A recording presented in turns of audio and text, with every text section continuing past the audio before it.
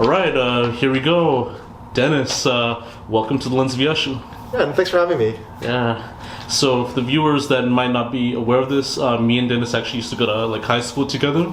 He recently released this book called My Schizophrenic Memoir, My Time Having Certain mental health issues and all that type of stuff too. And it's a very great memoir. And Dennis, tell me where they could purchase the book. Yeah, so it's through this site called Smashwords. Basically, they I published it there, and then they published it to Apple and Amazon, and then I get a cut of it. Yeah, definitely read it. It's not even about the money or anything. It's just I just want to spread more word about mental illness, just because people they associate mental illness with crazy personality where you want to murder people that were harm them in some way, and I feel it's a little too much. It's almost satirical, the way media treats people with mental illness. I know what you mean, man. Yeah. And you had a very interesting story too. I wouldn't actually explain the story on here. You'd have to actually read the book to find it. But also, how are you doing so far as well today as well? I think it's been good. Yeah, it's been good. Yeah, had a nice chat with you, I guess. Yeah, it was a great day. Yeah, really pretty relaxing. True. So I want to start off with the first question too. So where did you grow up, and what was the environment like for you? What was your childhood like up until the book? Well, I actually I grew up in Calgary till grade 3, and then I moved to Toronto for 2 years, and then we moved to the suburbs in Richmond Hill. And so that was sort of when I had when I started getting hallucinations and delusions. Was in high school in Richmond Hill, but before that it was normal life. I played the piano, I went to swimming lessons. I go with friends all the time. It was normal life, yeah. And then that changed, but true. I know what you mean.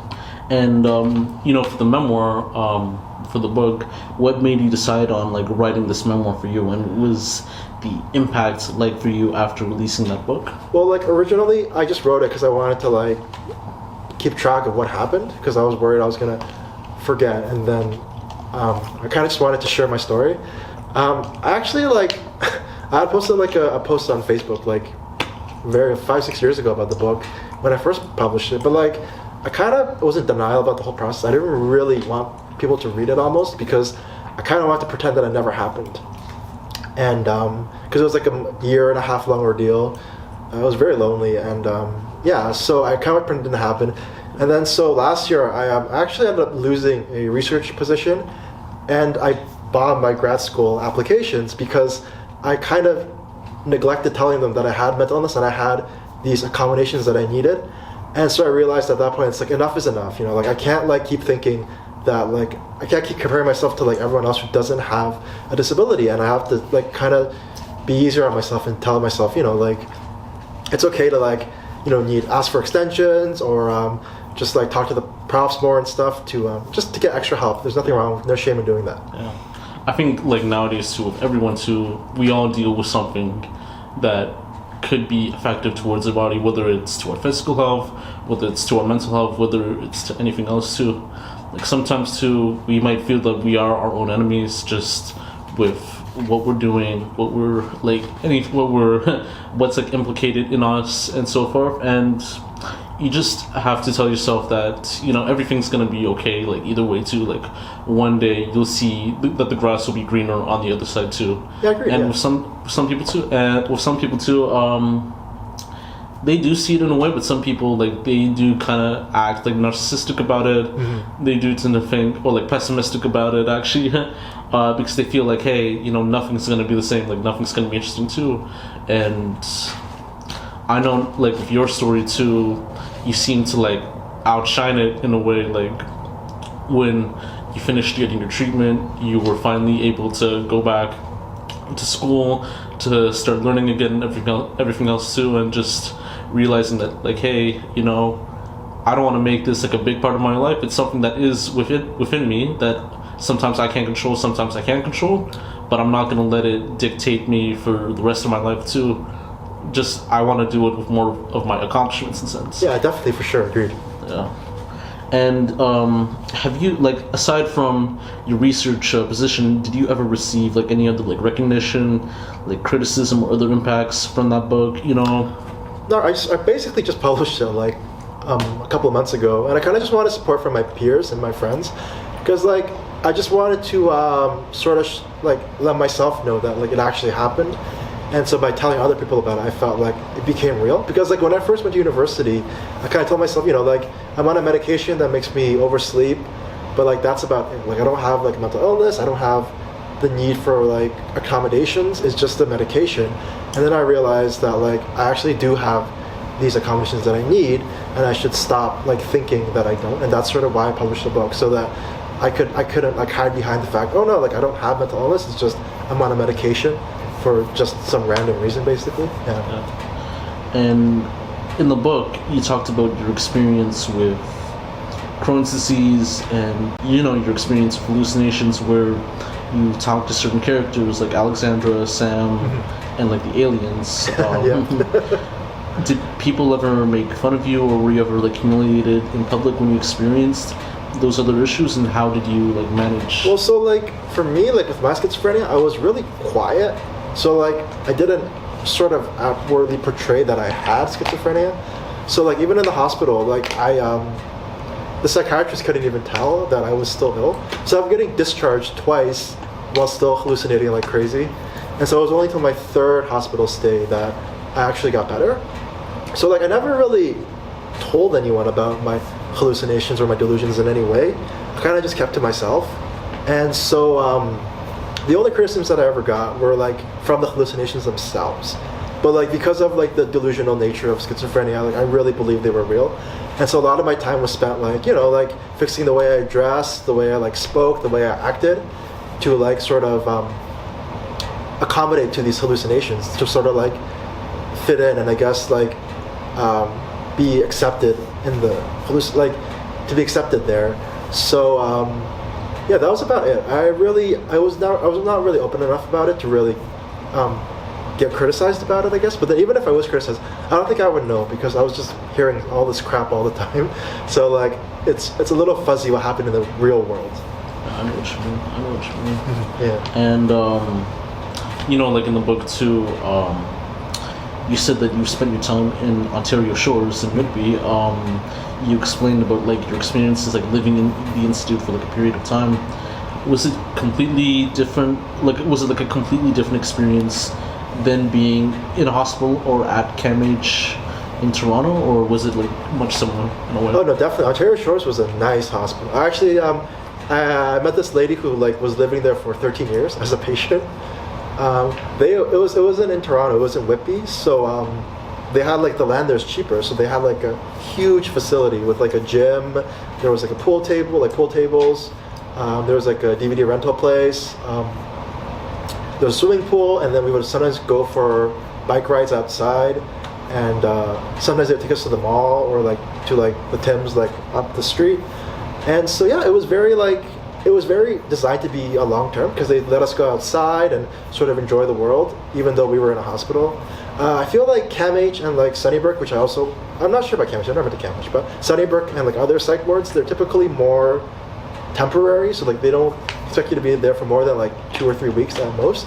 So like it was like the groups happened inside the unit, so it felt very locked down. It's not as because for walks, but for the most part it was pretty locked down. So like I would have to say that like Ontario Shores was a much nicer hospital, and definitely I preferred being there than like say CAMH or Sunnybrook for sure.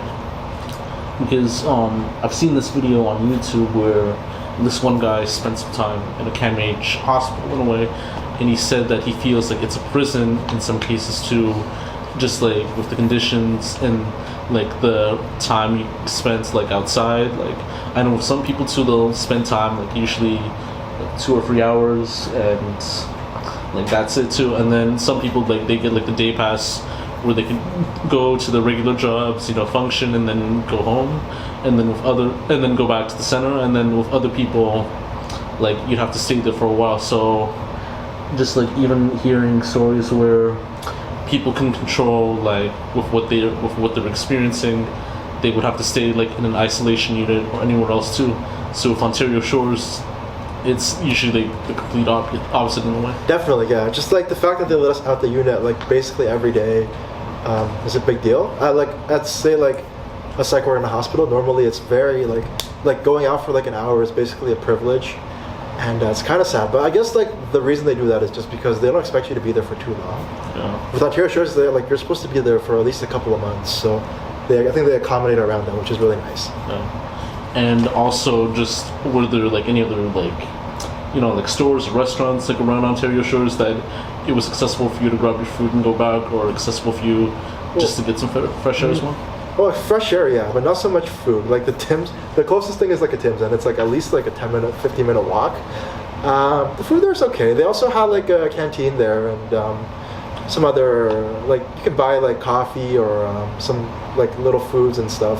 So that was nice. It was pretty self-contained because like it's in Whitby, which is like at least like a 20-minute, 30-minute drive from downtown Toronto. Yeah. So like there's not much in the area, to be honest. No doubt.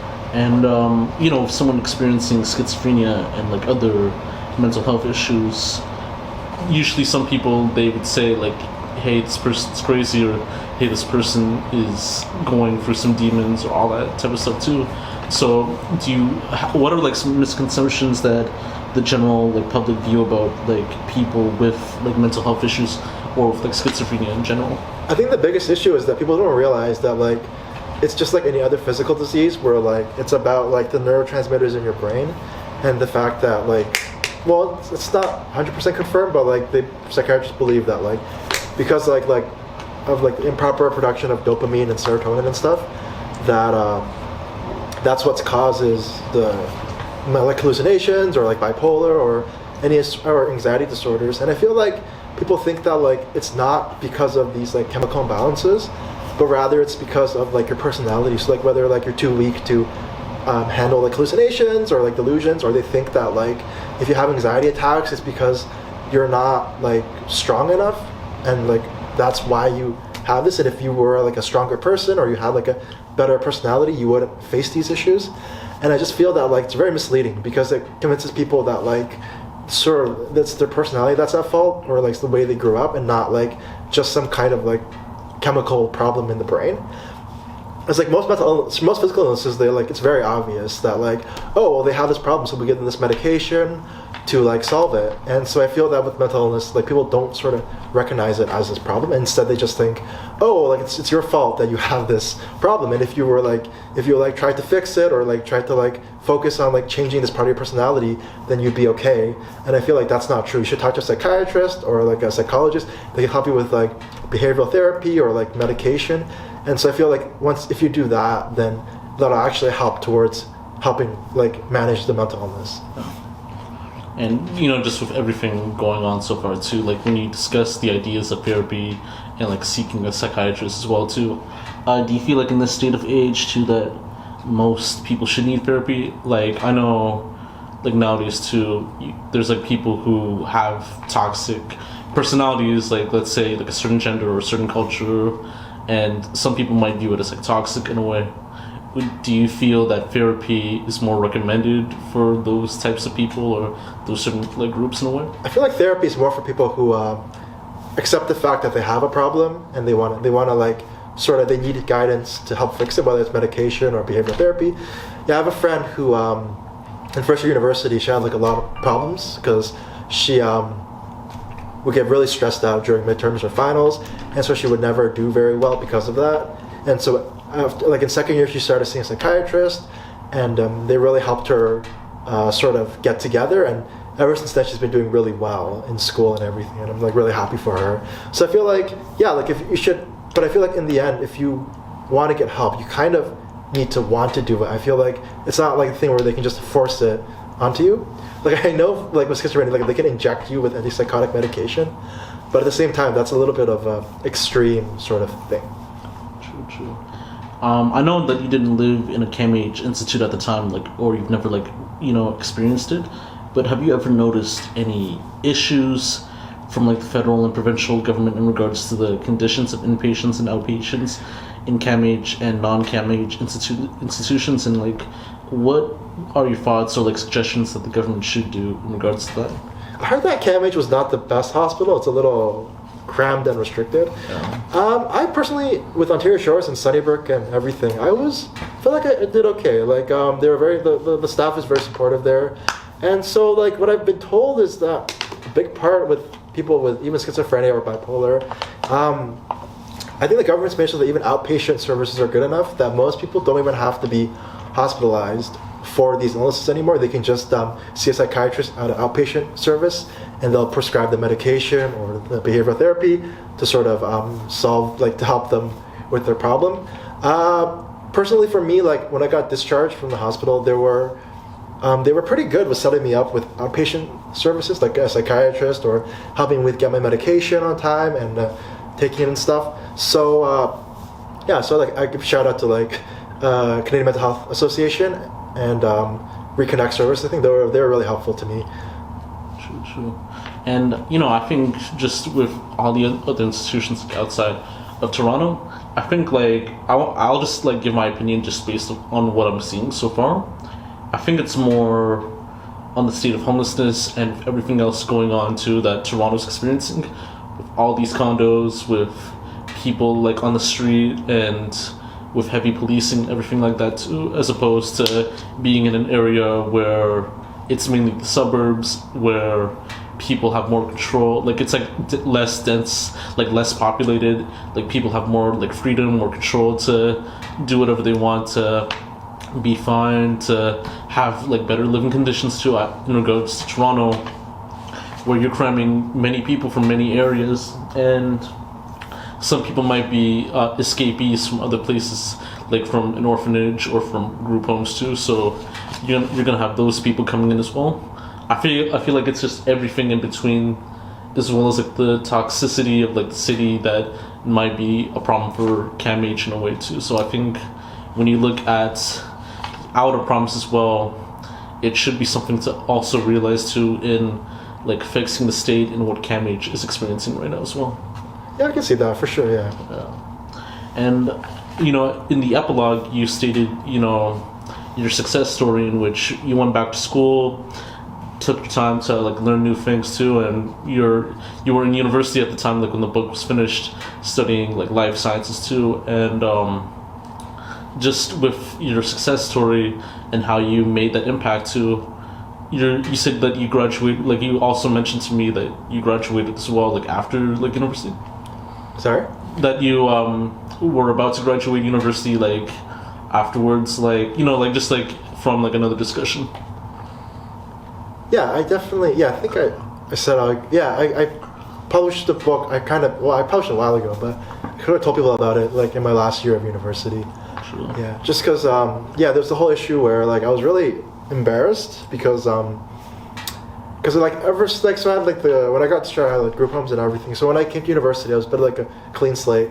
So I kind of hid the fact that I was schizophrenic. I kind of hid the fact that I said I'm totally fine except that I'm on a medication that made me late for class or so there's definitely that. But then I've come around to sort of accepting the fact that I have an issue that I need to sort of accommodate and not hate myself for every like midterm that I postpone or every problem set I get the extensions on, or it's just like everything I needed to like say this is not entirely my fault. Like I need to like put some responsibility onto that. True. And what were some ways that you managed to stay successful and positive while experiencing like schizophrenia and these other like mental health issues like at the time? I think like the biggest thing is just to like embrace the fact that you have it. Just I know that's like a jillion times already, but like just like the mental illness in general is it's just so easy to hide the fact that you have it because like physically like no one can tell that you have an issue. And so even like with medication and behavior, like it's still a lot of work to try to get to a place where like you're stable and you feel good about yourself. It's not like the medication, like I know for schizophrenia too, like the medication normally supposed to help with like positive symptoms like delusions, hallucinations, but like things like lack of concentration and like negative symptoms that like are taken away, like those are like really hard to deal with. And so even with the medication, those don't typically go away. And so I feel that like you need to realize that like like you do have an issue, and like you shouldn't try to hide it, and should try to embrace it, and like just make sure that like you don't like feel bad about the fact that like you're not accomplished the same level as everyone else, because like it's not entirely your fault. No doubt.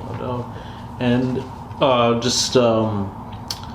so like I think like this one question too, I think it's more of the aftermath in a way that in some cases is sort of like, hey, like you came like a long way and such. So have you ever felt that you came a long way since your past situations, and do you feel that somehow it made you stronger in a sense? Yeah, no, definitely, for sure. Yeah, because well, number one, there was the whole, when I was having the schizophrenia, I couldn't focus on anything, and the medication, like, it really helped me there. But like I think the biggest part was that like I spent like I think a total of at least like 3 years like being in a hospital, whether it be Ontario Shores or Sunnybrook, or I think I went to South Lake and Newmarket too for a while. And so I missed 3 years of my life. It like put me back in high school, and like they did have schooling in the hospital, so like you can do credits there, but it just wasn't the same as having a high school teacher, because most of them could only teach English really, because they don't have the skill set to teach like science or math. So I feel like the fact that I managed to get a bachelor's, and I'm hopefully getting into grad school, I feel like the fact that I managed to get this far means that like I know that like as long as like I try hard and I like focus and I like really put the effort into it, I can like achieve whatever I want to. I never actually put this question in, but I felt like it was like very important, especially like within Toronto and like Canada and just with everything else too. The 2018 like van attack with Alec Manason, who had autism, like at the time, like as he stated under public record. As someone who has dealt with a situation like that too, and even like just like not with autism but with schizophrenia, and with someone who would want to say like that they're not criminally responsible due to a certain issue that may or may not be considered for mental health, like do you feel that's a punch in the face or a punch in the gut to people dealing with mental health issues in a way, or do you have any other thoughts on that? I don't want to be too quick to judge. I'm not that familiar with autism, but like recently over the years, I've learned about these two people with schizophrenia, who one he killed like 5 people in a university party I think last year, and then my friend told me about this guy like this Vince Lee I think, and he on a psychotic episode he killed someone, decapitated them, and then ate the remains. And all I think to myself is that like I feel lucky that I never had that happen to me, because like when you're delusional, like basically you'll do anything, like whatever the voices say or whatever, like you'll do it. Like I actually like one time I actually like walked right through a creek in the middle of winter, because they were like go you're gonna like be hospitalized if you don't walk through this creek. So I can see that, like how like it can like get to a point where like you'll like kill someone, and I just feel like I feel lucky that I don't have to like deal with the guilt. Like I understand that like they're not criminally responsible, and I understand that like it's not technically their fault, but like I would still feel guilty about having it happen to me. In terms of, I'm like, it does irritate me when people use like not criminally responsible, particularly in this scenario, because like I feel like even if you don't go to jail, like you still have that guilt with you. And it kind of irks me a little bit when like people use that to like try to get away from, like the responsibility. Yeah, I know what you mean. This would be just like the final question just for this interview, but what are your plans for this year in terms of, life goals and like what you want to pursue in life and such? And do you have any like final words that you would like to say for any person out there who may experience any mental health issues and want to strive for success in any way possible, like in any way, shape, or form? Yeah, so definitely, I applied for grad school of medical biophysics at U of D, and I'm really excited because they're associated with the Faculty of Medicine. So even though I didn't take neuroscience in university, I'm not a big fan of the whole, because like what you learn like in the hospital is basically that, like schizophrenia, bipolar, OCD, anxiety disorders, like, we think they cause this thing in the brain, but we're not 100% sure why. And even the medications too, they're like, like we know that the medication does something, we're just not 100% sure why. So I didn't really feel like going into university hearing that over and over again. So I took biochemistry and physics instead. And so like I'm excited to, because like the graduate program is with the Faculty of Medicine. I think I'm sorry. So I'm excited to be able to give back with research. Like I know it's not necessarily about like mental health, but I'm excited to be able to provide research that allows me to like sort of help out with other illnesses, just the same way as I got a lot of help in the hospital to be where I am right now. I don't know, maybe med school, like that's a pipe dream, but you know, if everything works out, I wouldn't mind going to med school to be a psychiatrist for sure, just to help even more. Yeah, and so that's sort of, I'm going to take it slow, I guess. Just trying to take one step at a time. In terms of, yeah, so like I feel like for anyone who does have mental illness, like I feel like the most important thing to do, like, and I didn't really learn this till like last year actually, is to just like accept the fact that, you know, like you do have it, and like don't try to like hide it, because it's easy to hide. Like it's really easy to hide because no one can see it. And yeah, you might take like some medication, but it's very easy to like downplay and say, oh, but like it's not really, you know, like I'm stable now. Like I know I take a medication, but like I'm okay, and like it's not a big deal. So like I feel like when you have that mindset, you start to think yourself, oh well, you know, I didn't do that well on this assignment, and like is it because I'm like dumb or I didn't try hard enough? When in reality it like had to do with like maybe the medication made you drowsy or you couldn't focus. So I feel that like if you want to be like, in order to like feel good about yourself, like the most important thing is to just embrace the fact that you actually do have a disability. And I think that's like the most important takeaway that I didn't even learn about till last year, because the first 4 years of my undergrad, well, it took 5 years extra, but the first 4 years I hated myself for like every assignment I got delayed. It's just because I just saw myself as everyone else, and I thought, well, why am I not getting as good marks as everyone else, or like why am I not like, you know, like doing as well as them? And I realized I should need to stop, like I need to like face reality and say, okay, you know, this is not entirely my fault. Like I can work hard and achieve what other people can achieve, but at the same time I have to realize the fact that I need to, you know, like just say, okay, well, like I'm not, it's not entirely my fault. Like everything is okay. Yeah. And Dennis, thank you for sharing your piece as well, and even sharing your thoughts and expressions as well. It's been a while so far, just like for me and you together, but like it's interesting that you actually spread this word to everyone else too, and I'm grateful that you've actually did, like especially during like at a time right now when the pandemic and everything else is like way big, and like mental health like cases are increasing too.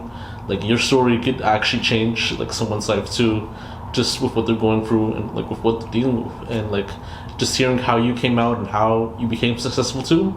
Like it's great. It's like a very remarkable way, and you did actually come a long way too, you know. Thanks so much. Yeah, thanks for having me too, for sure. No problem. Likewise, and until next time. Yeah, for sure. Yeah, peace. Peace.